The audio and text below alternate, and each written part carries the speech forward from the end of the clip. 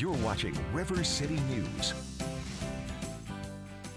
100 episodes and counting. Our first few months here were filled with a mix of triumphs and tragedies.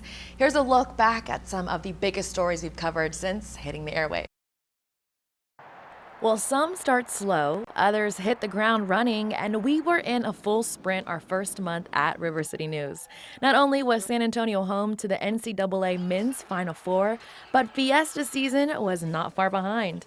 After the Florida Gators cut down the nets, it was time for the party with a purpose. We had a great time showcasing the medals, the eats, and meeting you, the community that makes it possible year after year. NYOSA 2025 did not come to play.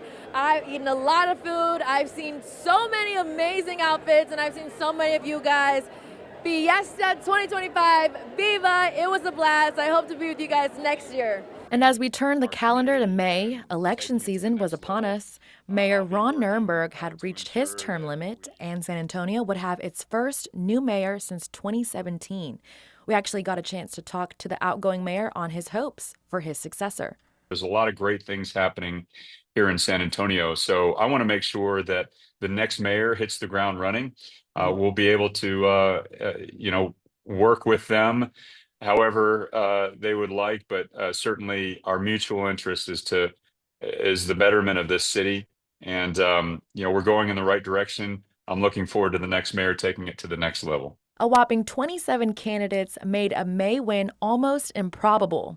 In the end, the field dwindled down to two candidates, Gina Ortiz-Jones and Rolando Pablos. But more on that in just a bit.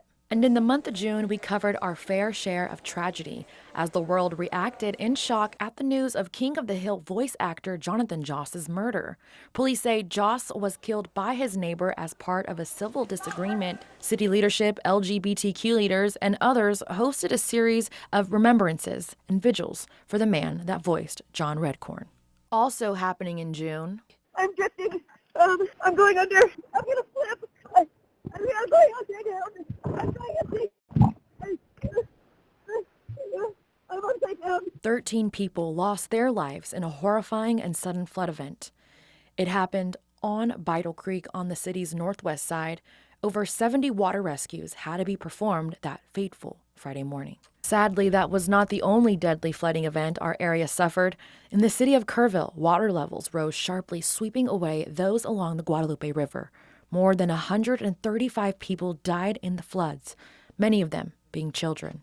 I think a lot of people are confused as to why no one saw it coming, but no one saw it coming. Federal support continues to roll into the storm-battered area as Texas continues to provide support to those impacted. The summer also featured its fair share of political derision.